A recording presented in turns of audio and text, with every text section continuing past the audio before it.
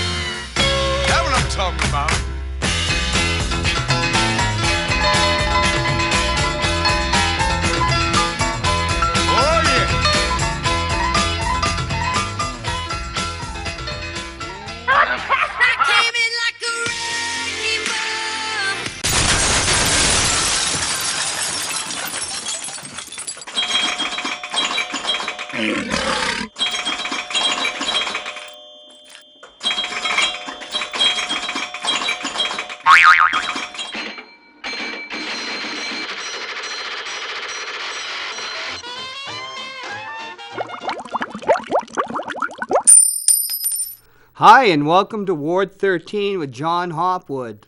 Solo today, although I hope to be talking to a new correspondent, Vianon, in the second half hour. And hey, what was the big story this week? Let's just say this. My subtitle of the article I wrote for Medium was Politician was caught parking in handicap spot. That was last winter.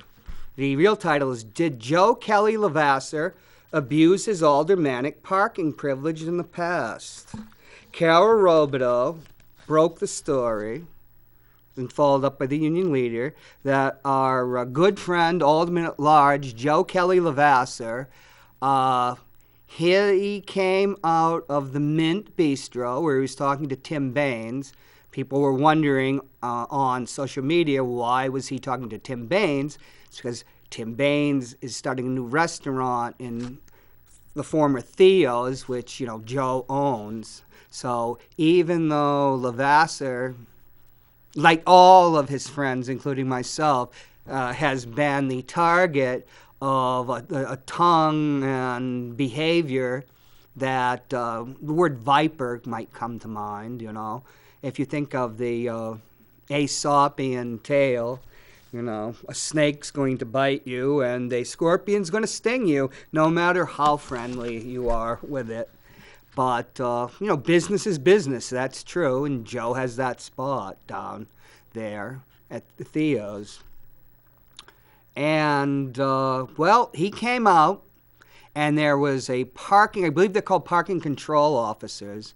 We used to call them in Berkeley, California, the meter Nazis. Berkeley was the most liberal place I ever lived. I lived in Cambridge, Mass. And you go to Berkeley, and it's like, you are a right-winger there, which is hard to believe.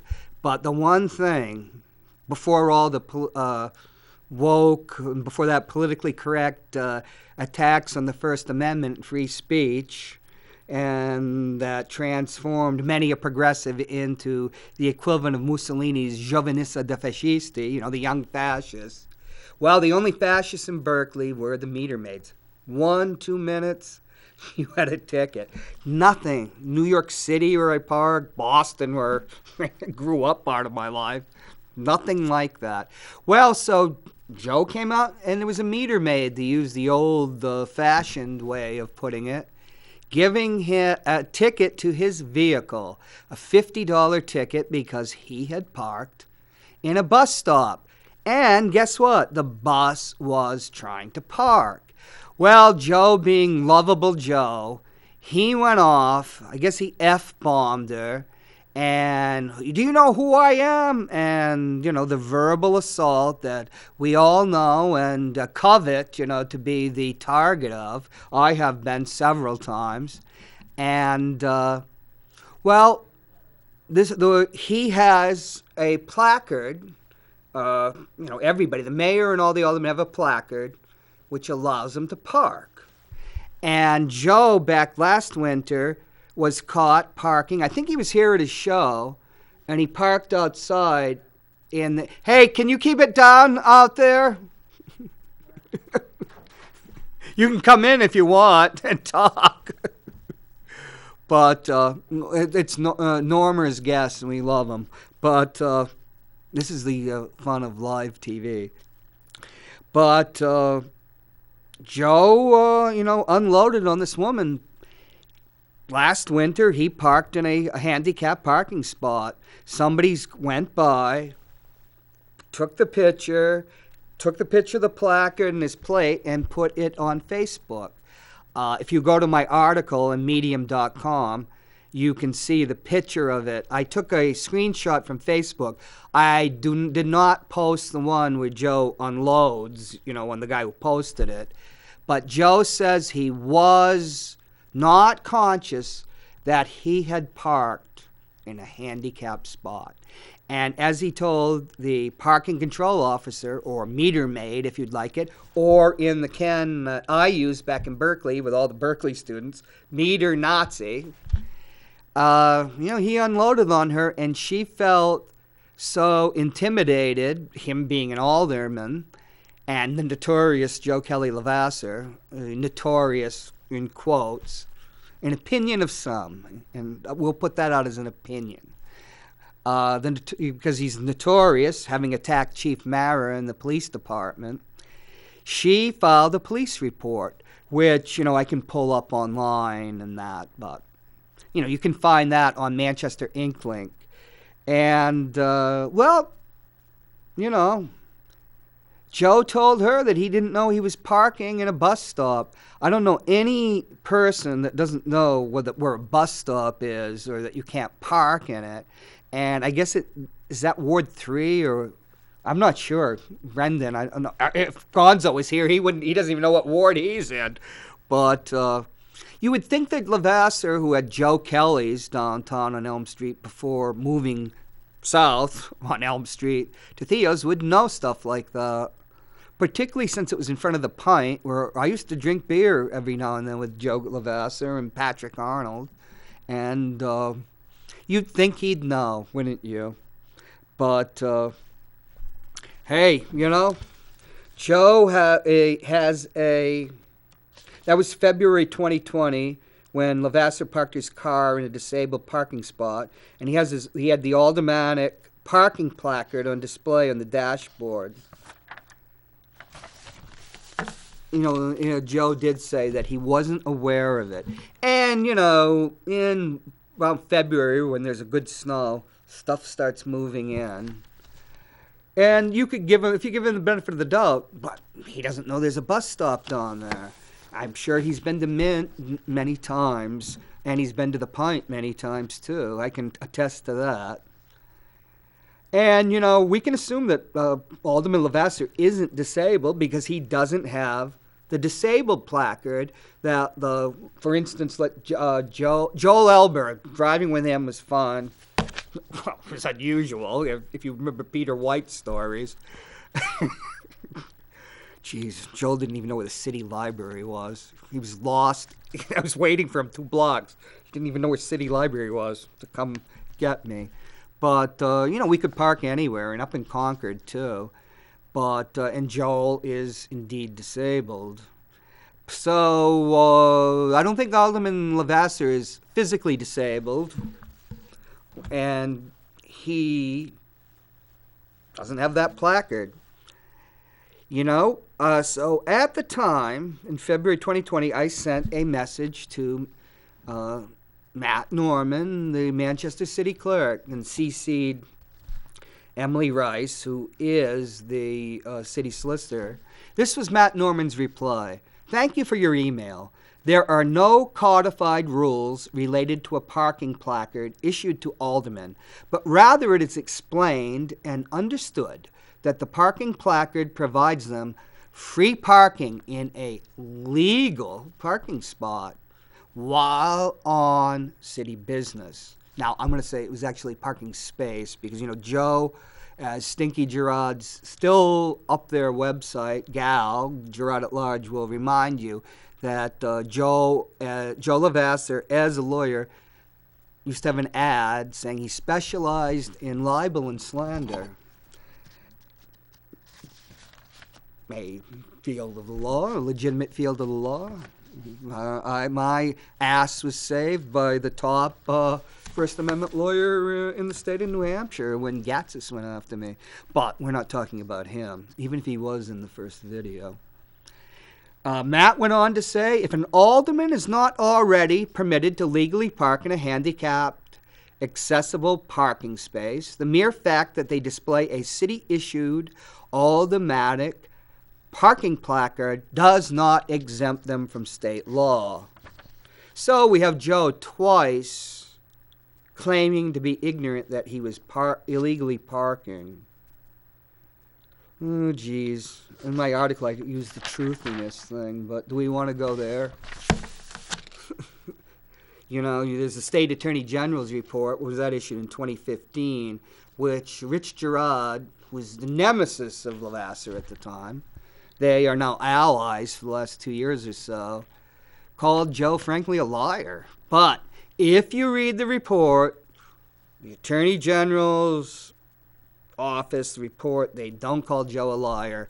The report merely said that about his allegations about Chief David Mara, who's now the drug czar in New Hampshire, great guy, I like him a lot, some other Manchester police officers, and the department at large, they said that there was, quote, insufficient evidence to support Lavasser's version of events.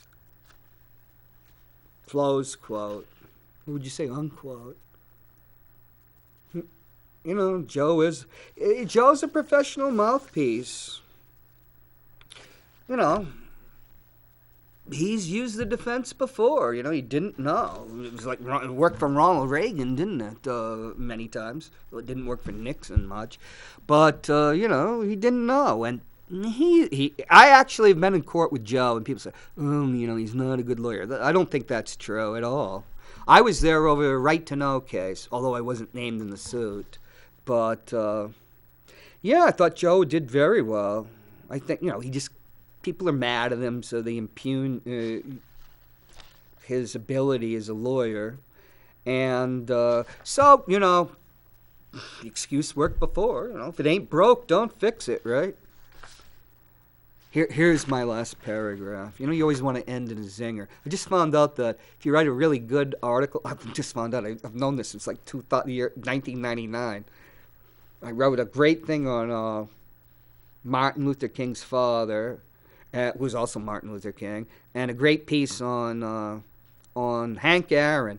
Nobody wants to read those because it says 15-minute read time. Well, these are like 4, and all of a sudden you got hundreds of people reading them. Now on, short articles. And they end this one with, press reports of Alderman Lavasser's reckoning, though, intimates a feeling.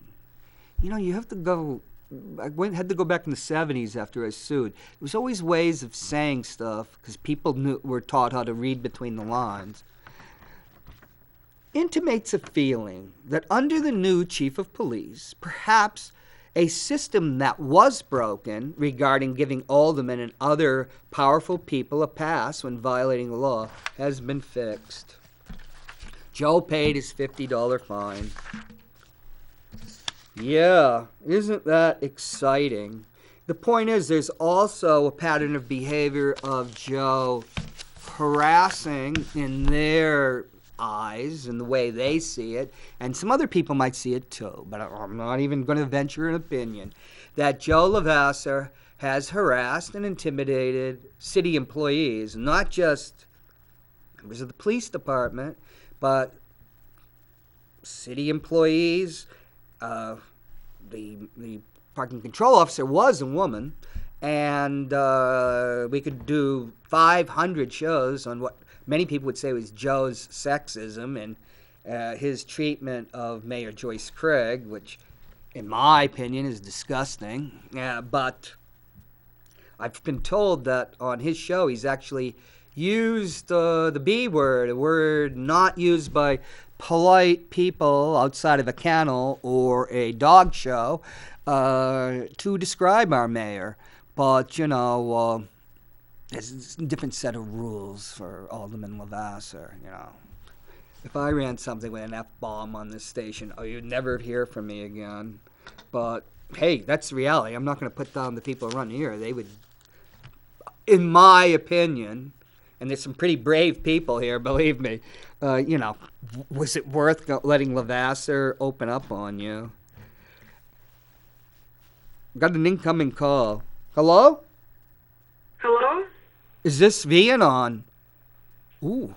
This is Vianon. Well, just let me finish up a 2-minute thing, and then if we, Brendan, you can bring up Vianon and put her somewhere that we can see her. Perhaps, you can have me move around. When I talk about Lavasser harassing, women employee, we're talking about Janet Beauparlant.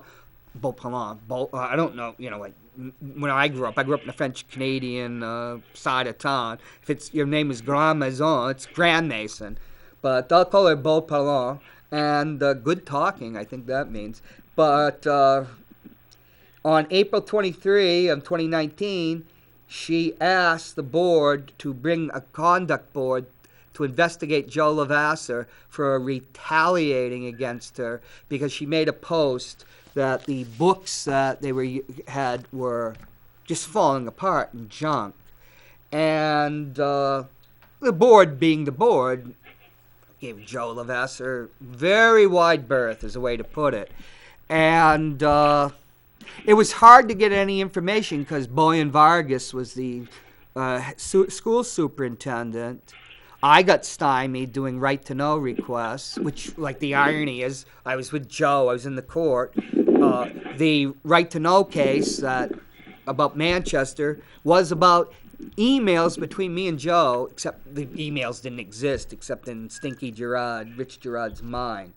But Janet Beauparlant was, she got Teacher of the Year, I believe she was. She was excellent teacher, and she got her first reprimand ever. She asked the board, because that's the violation of the non-interference. They didn't do anything, and there was a technicality. Sources say, and I can't reveal them, but they're excellent, that Levasseur himself didn't contact the school board. He had Lisa Freeman do it for him, a cutout. And, I'll write to know. The new superintendent is very good. And we'll see what we can get. But check out my Medium column, because there's another article about Jim Gaudet, who is the ward clerk and big stinky Girard ally. He was along with Mike Porter before Porter was on the board. They were part of the jihad against Dave Scannell that drove him off the school board. He was arrested in Christmas 2006 for assaulting his daughter. This was the guy that billed himself as the public safety director of the Girard at Large site, and still does. And he had a very interesting and troubled Yuletide season in 2006. The reason I post again, I got contacted by somebody that had some more information on that. And, yeah. Well, local politics sucks, It's awful. So I got contacted, just like I did about Jim Gaudet, with further information, because somebody read a blog I had, which I just closed on. So I republished it, rewrote it. I got a tip from somebody that calls herself V. Anon, and she's on the phone right now. She seems to have... what is it that you want to talk about, V. Anon? Well, I don't know if I should. You guys talking local business. I think it's more important. Well, I do too, because, we picked your president, although this last time we really screwed up. We gave you Trump in 2016, but, Uncle Joe Biden, he came in fifth here. I actually voted for him. I was going to vote for Bernie Sanders, but at the last minute, but, I wouldn't call him uncle. I would call him like great-grandfather. Well, I'm 61 years old. He could be my uncle, particularly an Irish family. Your uncle can actually, since there used to be like 27 kids in a family, your uncle could be, like 15 years younger than you. But, yeah, but still, he doesn't look like an uncle. It looks like a great-great-great-grandfather. I'll just say, when you meet Joe, when I covered him in Washington and here, when I was with Yahoo News, and in person, he's an Irishman. He's got blue eyes and that complexion that just turns red. And that... I think you should discuss more his military policy, not his complexion, honestly. Even what's his... Fareed Zakaria criticized him on CNN on his military moves. Not his complexion? Who cares if he's blue-eyed? Well, he's Anglo-Celtic, Well, we're taking a licking nowadays. We are the evil ones, but we won't get into that. The age of Anglo-Saxon hegemony, what we call Anglo-Saxon is actually called Anglo-Celtic in Australia, which to me makes more sense. But, we finally have been eclipsed. But the process of the Anglo-Saxon world, Anglo-America being eclipsed, started sometimes... And you gave me the idea, but I remember a famous, I think his name is Eric Ambler, who wrote spy novels, said, there's this great explosion with James Bond, and I've read all of the Bond novels, the old ones. He said, why? He asked about 1965 or 6. Why is my genre that I've been writing about in the 40s suddenly exploded? John Kennedy said, they said, what was the last book you read? This was sometime in 1963. He said it was Dr. No. Ian Fleming was one of his favorite writers. John Kennedy, one of his favorite writers, Ian Fleming, who had been in, intelligence work during the war. And what Eric Ambler said was, the reason why, Americans and English and the English-speaking world were rushing to this stuff, and the French loved it too, and the Germans, was because, the figure of James Bond, the all-powerful Superman, was very reassuring when the English Empire had disintegrated, and Anglo-American power was just disappearing. He wrote that about 1965. What do you think about that?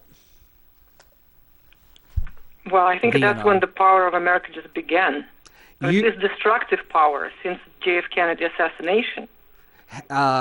Let's just...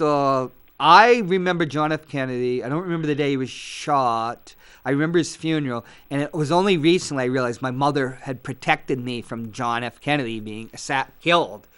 He was killed, and then... And I didn't see this. My mother, my father, and my older siblings watched Lee Harvey Oswald murdered on live TV. And interestingly, because I got my tip-off from you last night, I was watching the movie Winter Kills, which is a Richard Condon, who Manchurian Candidate, wrote a novel about the Kennedy assassination, but it was fiction, and they used different names and stuff. Number one, and I'm just thinking, just a few months ago, I was listening to Bob Dylan's song about the death of JFK, which is 17 minutes long. Dylan, who was born in 1941, it's like America never got over the assassination of John F. Kennedy. What do you think about that? You're not. I don't think it's even the matter of getting over, because it was never revealed the true players in it, and they all blamed on Oswald. But it appears to be that there are way more powerful agencies were involved in the plot. And, I mean, it's a big deal when its country kills its own president. In such a fashion, yeah. Because as Bob... And, it's like... And the truth has to come out. I mean, it is out, but it's not the mainstream. It's like the reason why I started thinking about JFK assassination is because of the Epstein, and I'm not trying to link them together. Jeffrey Epstein. But in front of our eyes, we witnessed the murder of Jeffrey Epstein that masked as a suicide. And, it's like there's no cameras, no investigation. What happened to the guards? It's disappeared from the mainstream media completely. You don't hear any associates, like, what's his name, Lexi Waxner, the guy from Victoria's Secret.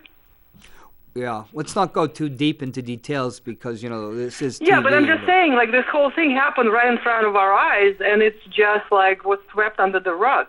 Okay, let me make... And, it's kind of like...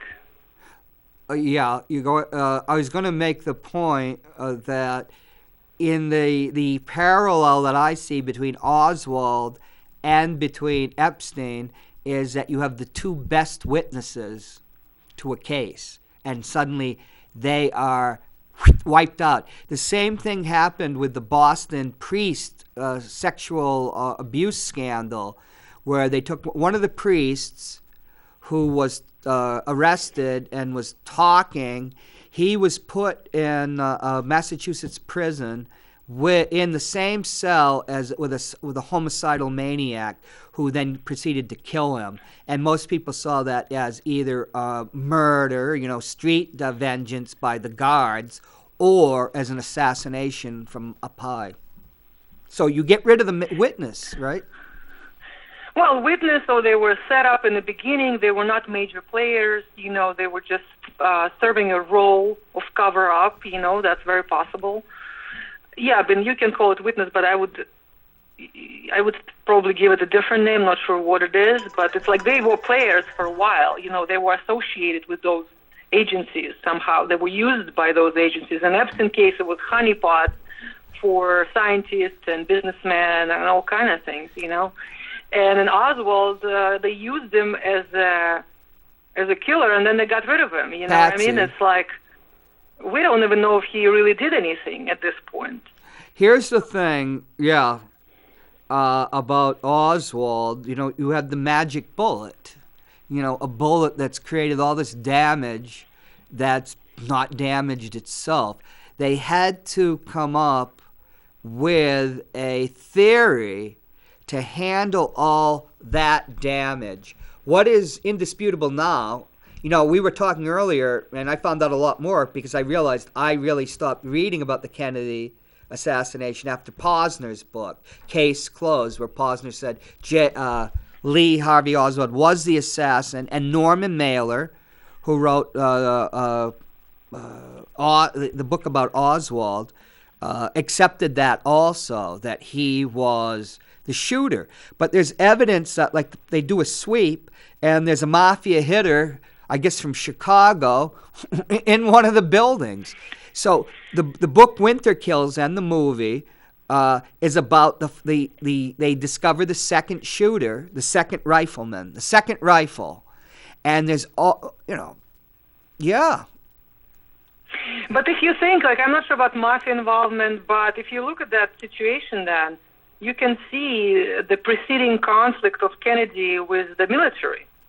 It was over the Cuban Missile Crisis in 1962, the partial nuclear test ban treaty in 1963, back channel to Fidel Castro in September 1963. I mean, there were so many things, and the biggest one was his attempt to normalize relationship with Soviet Union through Khrushchev. Okay, here's an. So I mean, like. Yeah, go ahead. No, but so if you look at the situation, he had a huge conflict with the military, and then subsequently steel industry.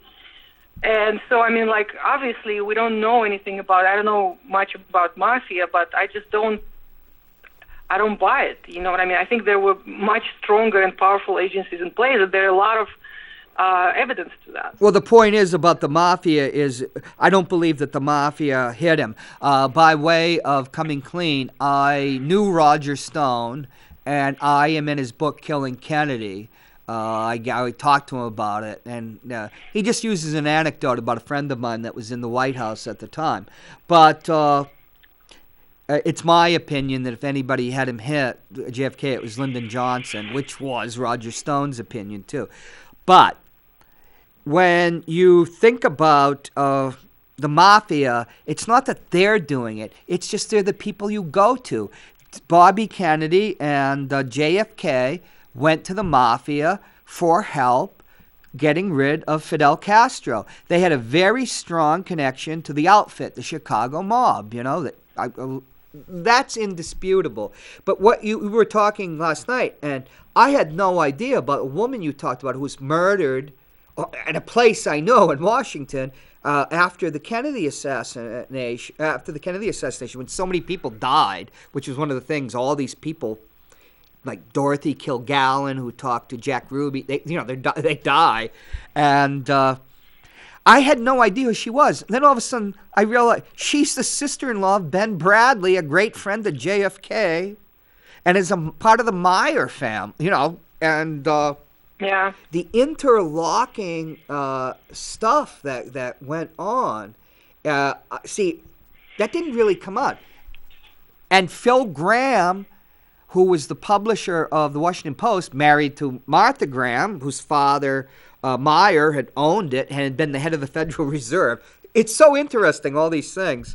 He was bipolar. They didn't know how to treat it in 1960s. In 1963, him and his girlfriend go to a newspaper conference, I think out in Arizona, and all of a sudden he goes to the microphone and reveals his good friend is sleeping with Ben Bradley's sister-in-law, and she's a set shot later on. And what was her husband's occupation? Vianon. CIA agent, CIA officer. Yeah. An officer and an agent are two different things, folks. What you think is an agent is an officer. Yeah. So the thing is, the mafia are people that get things done. Like if you got New York in the 70s, 80s, you got some waste you need to get rid of. Who's going to get rid of it? They get rid of it for you. They probably could have get rid of him through his lovers or whatever. There were plenty of other situations where mafia could get rid of him. It doesn't add up. But you see, when I started reading that, I started reading about, for some reason, Henry Cabot Lodge, a great Boston Brahmin, who Kennedy defeated in 1952, and then he was Nixon's running mate in 60. Very competent and strong man. JFK made him the ambassador to Vietnam when Diem was the dictator in late 63, and it was Henry Cabot Lodge that helped organize the coup against Diem. And Cabot Lodge went against General Paul D. Harkins, a 4-star general who had been a chief of staff when he was a colonel with Patton. This guy personified the U.S. military, the U.S. Army. They supported Diem. who was a Catholic, a very minority group there, who was oppressing Buddhists.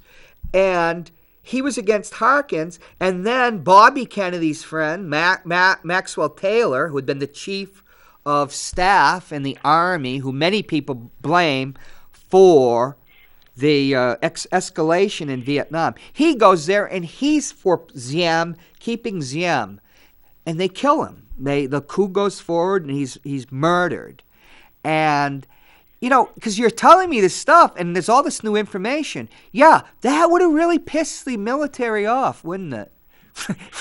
Well, even if you look at the Khrushchev's memoirs, where he said Right. that John Kennedy reached out to him through his brother Robert to declare that he is losing power to his generals who favor nuclear war. Yeah, I didn't know that. That's because when Khrushchev Remembers, that's what it was called, was published in 1971.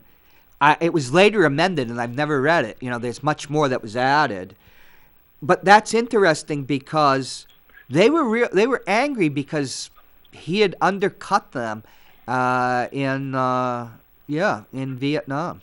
I mean, they didn't. They even said at some point that they didn't have to do the second nuclear bomb they didn't have to bomb Hiroshima or Nagasaki. You know what I mean? Well, like they really later did. generals admitted there was no need for that. That's not really true. There's a lot of debate over that. Here's the thing, though. In 1967, William Westmoreland, probably the worst commander, American to ever have a command like he commanded ultimately 550,000 troops. He inherited 17,000 troops, American troops and advisors in 1964. When he left, was moved away, and 550,000. He had the biggest command in U.S. history, and he was not suited for that command. In 1967, he, on his own, had developed plans and his staff to drop up the bomb in Vietnam. And when LBJ found out, he was incensed. And that was probably in 1967, there was Kosygin, who was the premier. He was big when I was a kid. He's probably forgotten now. He met with LBJ, I think in New Jersey or someplace. So now you start realizing with all this stuff coming out, that might have been one of the reasons, number one, LBJ's meeting with the Soviet Union. But do you know how Diem found out that there was a coup being planned? Because he hated Henry Cabot Lodge, who was a very strong person. And he agreed to a French proposal by General de Gaulle that the countries get back together and be neutralized and be in, like India at the time, being not in bloc, be non-aligned, which the United States always officially said there's no non-aligned nations. Nehru and India were pro-Russia. They weren't, neutral. So he, to save his hide, came out for that. Until you told me this stuff and all the new information, I didn't know that. I had worked at Time Magazine, Time Life Books on a history back in 1980 on the war. But so much has come out. So what interests me, we got about 15 more minutes, was your idea that the death of Kennedy represents the collapse of. Well, you tell me what you were telling me the other night. No, I wouldn't say it's a collapse. I would just say that explains why we've been in perpetual aggressive wars since then. Yeah, because.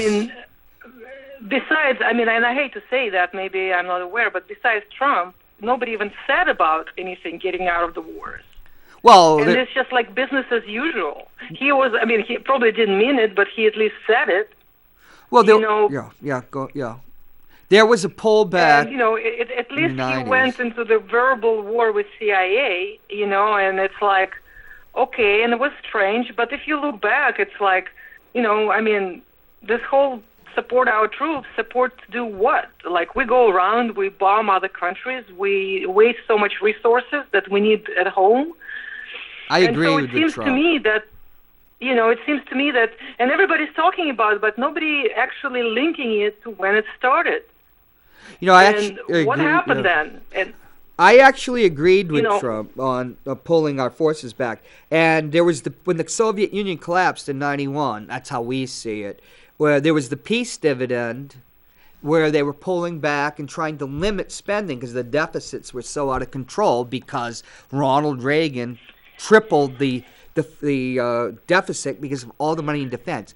Here's an interesting thing. My father, I guess my distant cousin, Edward Whittemore, was in Ike, had cabinet status unofficial with Ike. He was the first negotiator in the general agreements on trades and tariffs. He's also one of Ike's best friends. And for New Hampshireites, he was the head of Brown Paper, Boston and Maine Railroad.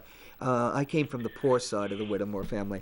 But the thing is, you have to understand, you have the the World Trade Organization, which comes out of GATT.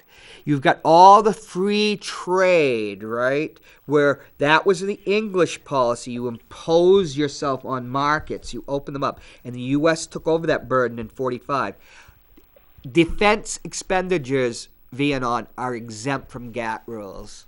So you can pump as much money into defense industries, and you can't go after them at the trade court. Isn't that interesting? Well, I would call them not defense, but offense industries. I mean, I don't understand why it's the defense. What are we defending? We are offending. Well, the U.S. spends twice as much money as every other country combined. And when I was in the military in the 80s and the evil empire, I always figured that they might have overstated the Russian defense budget by a factor of 10, but it was certainly wildly inflated, and it was a really ragbag army. I can't really go into it, but it was a paper tiger in everything except manpower. But yeah, but getting back to Kennedy, some more thoughts. Well, it's not just Kennedy. It's his brother. It's Martin Luther King. RFK was assassinated. It never stopped, really. And so now you have such a docile politicians. And then that's my question. If somebody speaks against, let's say military spending, they're probably going to get shot. Well, and so, maybe that explains the cowardice of the politicians, and nobody dares to talk about certain topics. Or they can just talk a little bit just to satisfy the crowd. But, nobody's going to take any action because maybe their life's under the threat. You know what I mean? If you have a history of such a brutal assassination, would you speak up being in the place of a president?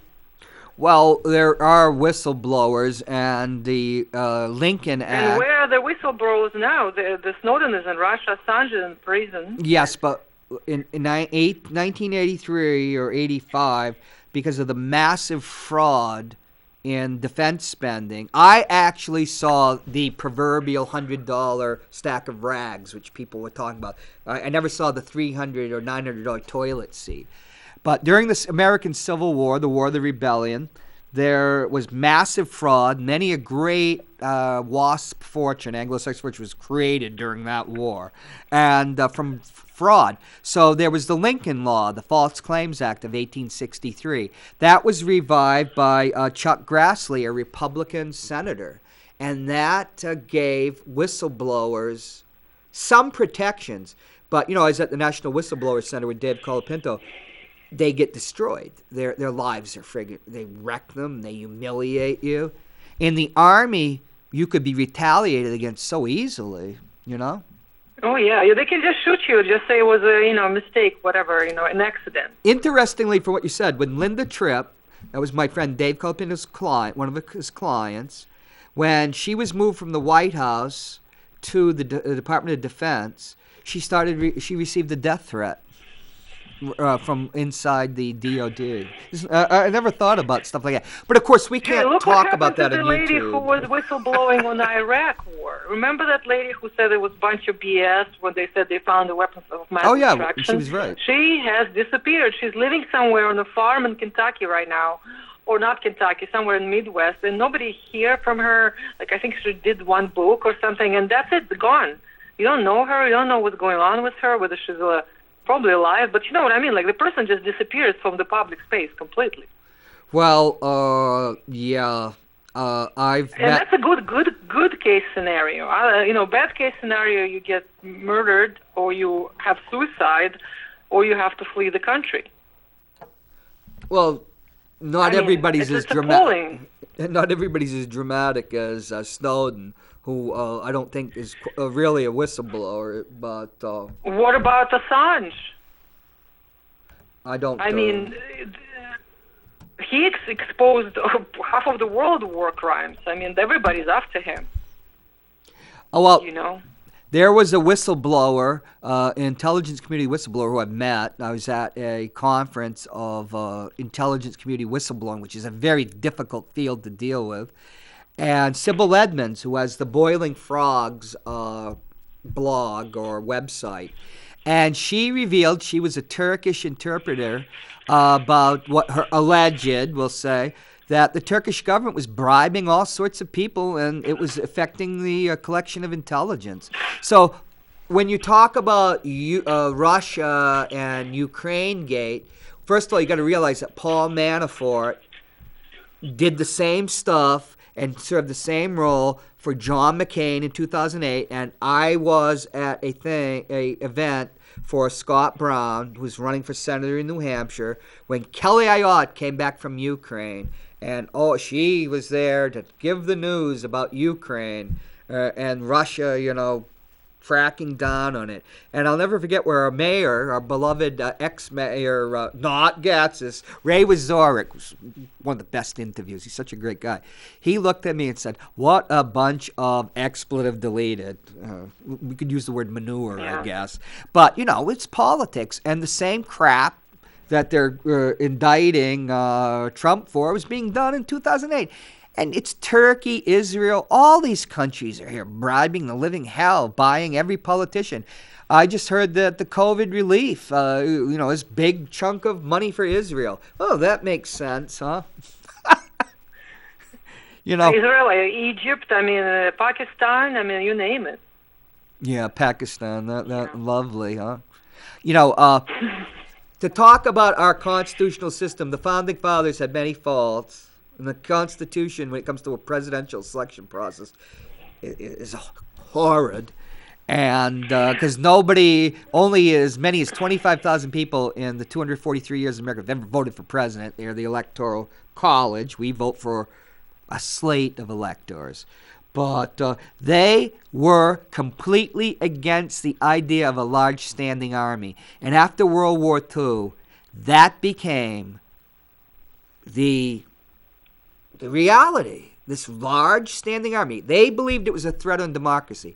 I cannot believe that Joe Biden put another 4-star general in the Department of Defense, because when the tradition is there's civilian control of the military. When you give a break to somebody like General Marshall, who won the Nobel Prize, was a brilliant man, that's unique. That's something unique. But now it's become the military is the government. There was a coup, in my opinion, years ago, probably around 2001, if not 2003, where the military is de facto the government. When they talk about the military, the way so-called progressives talk about the CIA now, the FBI, and the military is beyond belief. One of my beliefs is that Trump is a person of his times. It was the Church Committee hearings into the secret government of the FBI and CIA. It's 74, 75, and 76. He knows what they were considered two of the most corrupt organizations in the world. I don't see how they got any better. What do you think? Yeah. Well, I think that Trump wasn't that far off calling it deep state. But, if you say deep state, people look at you and they just think you're crazy. But what do you call it? What do you call military, CIA, the lobbyists? It is a deep state. So it's just and that's why I'm kind of grateful. I know you hate Trump. I hate Trump, but I don't disagree with his stuff. I'm a fan of him, but he played a great role, at least for people like me, taking masks off the whole system. Well, but he was a very poor communicator. The stuff is real, and it's true. but he just didn't have In any my opinion, finesse. he is excellent communicator because whatever he needed to communicate, he did, and with a great sense of humor, which he didn't know about. But my point is, like, Well, I know he in because a he's a New way, Yorker. he in a way revealed this whole, disastrous system. I mean, he not that he wasn't part of it or didn't want to be part of it, but I think maybe inadvertently he did. But that's because he was a Russian Soviet intelligence asset. Didn't you know that? As was Kissinger, as was Oswald. As was the Vera Rubber-Ralston, a B-movie actress from RKO. This game is so old. I mean, like, we've seen it throughout our lives in Russia. Like, everybody who is undesirable, they're always like deep state agent, from America. So every time you want to disqualify somebody, you just say it the agent from the United States. That's an old game. Vianon, you're not convinced that Putin was behind the insurrection and the attempt to overthrow the government on January 6th? I didn't see that. I saw a riot, and I still wonder why. Why weren't there police there? Why? They're just involved. It was an actual mob. When you're in the military, you're taught about a mob. A mob. I refuse to call those people mob. Okay, it it's is the a people mob. that spoke their truth, and then calling their mob, degrading them initially. But it is a mob. We're all mob. Anybody who makes it below 100,000 a year or 150,000 a year, we're all mob. You're going. Tomorrow you're gonna go protest. Tomorrow you're gonna go protest something. You're gonna be called mob too. That's. A mob and a crowd has its own idea. psychology. Well, somehow we do have to say what we need to say, If there were enough elections don't work. Well, if there were enough police there, that you wouldn't have had that. They would have been kept in check. Well, maybe they wanted it to happen. That thought has passed my mind, but the idea of not knowing it's coming, the CIA, FBI, everybody knew it was coming, and nothing was. And the Democrats did the worst job in both impeachments. They weren't even serious about it, It's because just a it joke. wasn't kabuki theater for us, for them, whatever. They just don't want to deal with regular issues, with real issues. So they're going to impeach him for another 2 years, I'm pretty sure. Well, in 2023, starting January, if the Republicans who are, everybody, I read all this Democrats on social media, let's kick ass now. Yeah, a 50-50 Senate, 221 to 211 House, which could go Republican in 2 years with enough people resigning or anything. The Republicans could be in the majority of both houses, and they'll just, I'm sure they'll impeach Biden. John, that matters. Who cares who's in power there? They're not running the country. Well, they create all these they're not making any really decisions that benefit people. So who cares whether it's a Republican or Democrat? They're working for themselves and their bodies. We're not benefiting whether either party is in charge or not in charge. Well, I think that coronavirus crisis showed it pretty clearly. I agree with you, but we got about 1 minute because we have to have a preview of next week's show, which deals with a movie about very special people. And maybe we can get you back in 2 weeks and lay out a format where we can talk about these issues. Yeah, if I won't be arrested until then or deplatformed.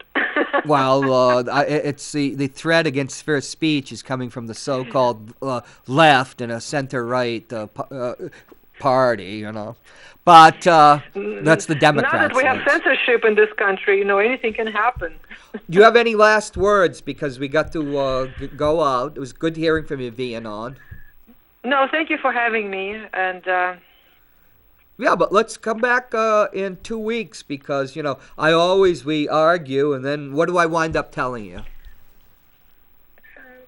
I'm always right, but I'm also not very hopeful, Okay, on that note, Vianon and I say bye, folks, and come back next week. And we'll have a movie about very special people. Thank you so much. Brendan, thank you. You have not been listening to what I have been saying. Hans. Yes, Frida. You have not been listening to me. Yes, I have, Frida, I have. Then what was I saying? You were saying, what were you saying? I was saying, tonight you must not smoke such a big cigar. Your voice was very bad at tonight's show. Please, Frida, don't tell me what I do. When I want a cigar, I smoke a cigar. I want no orders from the women.